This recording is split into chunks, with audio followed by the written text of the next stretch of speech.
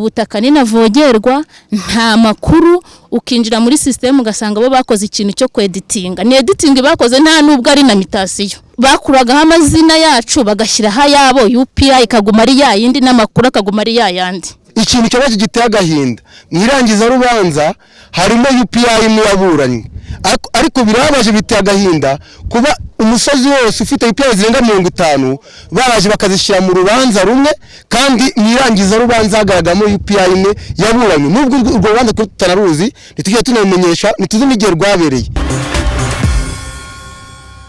Abarenga 40 bo bahuriza kuri iki kibazo ngo vuba aha umwe aherutse gushaka kugurisha ubutaka bwasanzwe akoresha nafitiye ibyangombwa na cyane ko yabuguze byemewe n'amategeko bikorewe imbere ya noteri ariko atungurwa no gusanga ubutaka butakimwanditseho amera nk'uko biswe n'inkuba we kimwe na bagenzi be basangiye iki kibazo. Kwaje tugura ubutaka nk'ibisanzwe ngenda biguze naguze muri 2014 ariko natanze n'abandi batangiye kugenda bahagura banahatura nyine mbona ko nta kibazo dukura mu buryo bwemewe abaturage badusinyira tujya muri mitasiyo nk'ibisanzwe tubaho imyaka irashira ubutaka nyine dukoreraho n'ibikorwa batura abahinga ariko ejo bundi ndabyibuka hari ku itariki ya 3 z'ukwa 10 umwe mu baturanyi bacu aravuga ati ko nagiye kugurisha ikibanza bakavuze ko hari ibintu bimwe bikorwa ku butaka wowe warebye ukareba niba nta kibazo wowe bwawe bufite nikojeje ku irembo mbona nambwe bati ntago wemereye kumenya amakuru yabuno butaka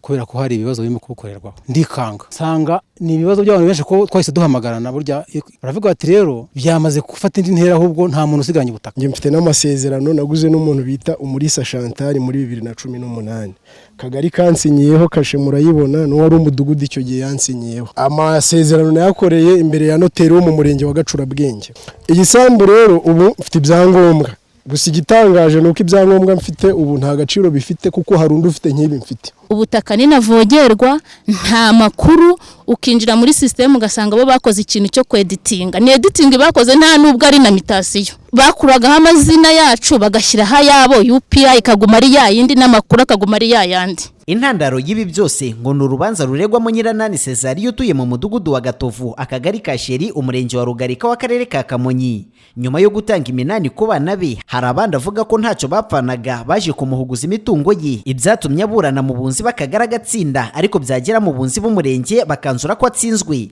gusa bikavugwa ko habayemo amanyanga no gushaka kuriganya umukecuru. N'ubwakanyabashe ni datumbyara we yasize mbutuyemo ayitaba Imana hanyuma rero none kugeza ubu ndabona ibintu biza binsanga. Urubanza mama wanje yarurezwemo araburana pe yatangiriye mu nteko y'abunzi bakagari aratsinda atsinze bahita bo bajurira ageze ku murenge wa Rugarika urubanza baruca adahari ndetse n'abatanga buhamwe nyayajye bajyana bakamubwira ngo nagende ngo azagaruke abatanga buhamye bakagaruka ubwo birangira urubanza baruciye gutyo adahari ubwo yakomeje gutyo mu nkiko bagenda bamubwira ngo aratsinzwe kandi yatsinzwe mu buryo bw'amanzaganya kuko bamaze kumubwira ngo aratsinzwe nibwo yagiye muri sobanuza inkiko bagarura igisubizo kivuga ko umukecuru arenganywa. Kuri ubu abaturage bahatuye baraguze baribaza amaherezo y'ibi byose na cyane ko nta gikorwa bemerewe kuhakorera gusa bakanagaragaza impungenge z'uko bari gushyirwaho iterabwoba. Ikintu cyabaje giteye agahinda mwirangiza rubanza harimo UPI muyaburanye ariko birabaje biteye agahinda kuba umusozi wose ufite UPI zirenga 50 baraje bakazishyira mu rubanza rumwe kandi mwirangiza rubanza hagaragamo UPI imwe yaburanye nubwo urwo rubanza tutanaruzi nitugiye tunamenyesha nituzimigere rwabereye. Ikibazo rero gihari ni kingi kuba tutabona uburyo gukora mitation kubera ibyo bintu by'imanza bakomeje kubabwira ni ikibazo kituremereye cyane ndetse n'iterabwoba rituriho. Iterabwoba hari umugabo witwa Karinganire Fideli niwe uzana iterabwoba. Ni ibintu umunyamabanga nshingwabikorwa w'akagari ka Sheri Madame Christine Ingabire nyuma yo kwigerera kuri iyo sambu ahamya ko iby'iki kibazo bidasobanutse na cyane ko umwanzuro w'urukiko ngo washingiye ku myanzuro y'abunzi. Icyo nasanze n'icyo nabonye nuko mu nyandiko y'umuhesha w'urukiko nta bipimo birimo nabonye imyanzuro yarangijwe ari imyanzuro y'urukiko rwa Gacurabwenge ariko bavuga ko bashingiye ku myanzuro yafashwe icyemezo cyafashwe n'abunzi b'umurenge. Sylvain Muyombano umubitsi w'impapuro mpamo z'ubutaka mu ntara y'Amajyepfo avuga ko aribo bahinduye ibyangombwa by'ubutaka bikandikwa mu yandi mazina bishingiye ku byategetswe n'umuhesha w'inkiko akavuga ko mu cyumweru gitaha cyahariwe ubutaka bazita kuri iki kibazo. Ikiza wagira inama ku iki cyumweru bashikiza ikibazo cy'abakarere twebwe nituza tuze tubafashe kugira ngo dukurikirane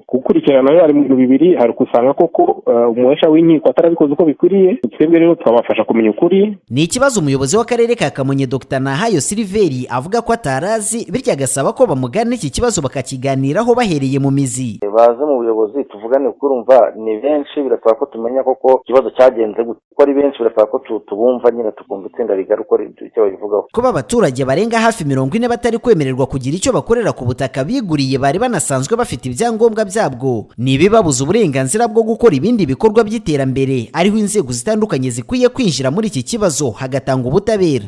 Savio Kwizera, TV1.